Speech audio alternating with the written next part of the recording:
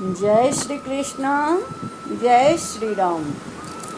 एक बार एक युवक एक ज्योतिष के पास गया और उसने पूछा कि मेरा अभी कैसा समय चल रहा है। ज्योतिष ने पंचांग देखकर उसे बताया कि 3 दिन का समय कल से तुम्हारे लिए बहुत ही श्रेष्ठ एवं विलक्षण भाग्य उदय कारक है।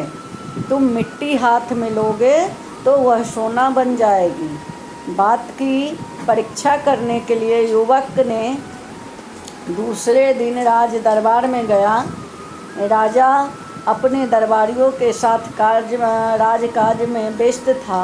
वह युवक अपने जूते की खटखट आवाज़ करता हुआ राजा के पास पहुंचा और उसने राजा को एक थप्पड़ लगा दिया,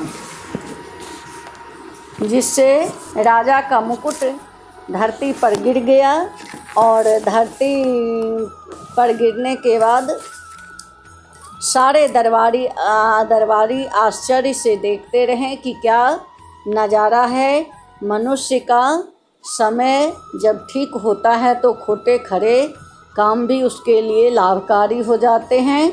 अतः राजा के मुकुट से एक बिच्छू निकल पड़ा।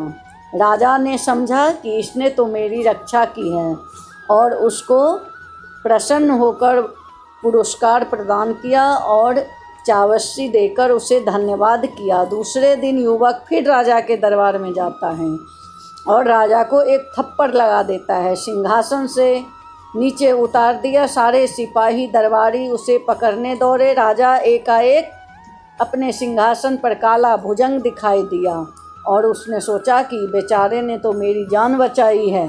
उसे दूसरे पहले दिन से भी ज़्यादा इनाम दिया। फिर तीसरे दिन वह युवक ने राज दरबार में गया और उसने राजा को पकड़कर उसकी कमरे में एक लात मारी। राजा की कमर में एक लात मारी। राजा की कमर में बहुत वर्षों से दर्द रहता था, जिसका उसके बहुत इलाज कराया था, किंतु वह ठीक नहीं होता था। वैद्य औषधि से का भी उपचार किया, नहीं ठीक हुआ था। किंतु उस युवक की लात लगते ही राजा का पुराना रोग भाग गया। अतः राजा बहुत खुश हुआ और उस दोनों दिन से उसको ज़्यादा इनाम देकर माला माल कर दिया।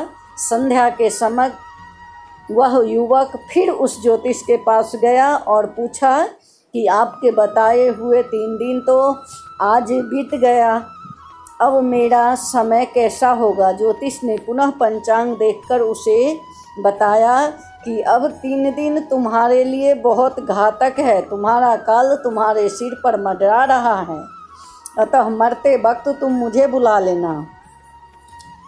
प्रकृति का कुछ ऐसा खेल हुआ कि राजकुमारी का चंद्रहार चील उठाकर ले गई और उसने उस युवक के मकान के छज्जे पर पटक दिया। हाड़ का चोर खोजते खोजते कुछ सिपाही उधर से निकले और उन्होंने छज्जे पर पड़ा हार देख लिया और उस युवक को पकड़कर राजा के समक्ष प्रस्तुत कर दिया।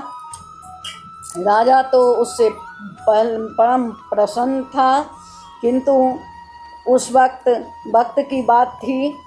वक्त के फेर से राजा उस युवक को अत्यंत क्रोधित हुआ और उसे फांसी की सज़ा देने को हुक्म दे दिया और कहा कि इसे 3 दिन तक कठोर दंड दिया जाए और तीसरे दिन इसको संध्या समय फांसी दे दी जाए।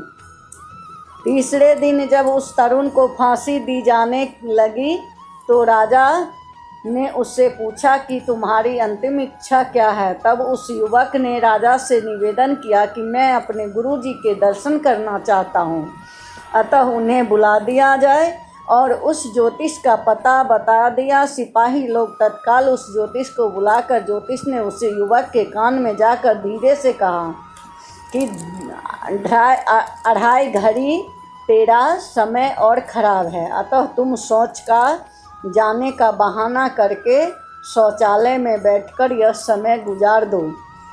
उस युवक ने ज्योतिष के परामर्श के अनुसार शौचालय जाने का राजा से निवेदन किया। राजा ने अनुमति दे दी और वह शौचालय से बाहर ही नहीं निकला। तब तक सिपाही लोग उस तरुण के छज्जे पर वह हार उठाकर लाना भूल गए थे और इसी बीच चील उस हार को उठाकर राजकुमारी के महल की छत पर पटक गई। संध्या वक्त संयोग बख्श राजकुमारी अपने महल की छत पर चली गई और उसे अपना हार वहाँ पड़ा मिल गया। वह दौड़ी दौड़ी अपने पिता के पास पहुँची और बोली कि वह तरुण निर्दोष है, उसे क्यों फांसी दी जा रही है। राजा ने उस युवक को शौचालय से बाहर आते ही छोड़ दिया और उससे क्षमा याचना की तथा योग्य तरुण समझकर अपनी राजकुमारी से उसका विवाह कर दिया। इस कथा के स्वतः प्रमाणित है कि ज्योतिष में काल की प्रधानता है, अतः ज्योतिष में भगवान को काल माना गया है और काल पुरुष के रूप में भगवान की प्रतिष्ठा की गई है। काल पुरुष का वर्णन करते हुए श्री भगवान ने श्री कृष्ण अर्जुन को समझाया है कि अक्षय काल अर्थात काल का भी महाकाल हूँ मैं। बोलिए जय श्री कृष्णा, जय श्री राम।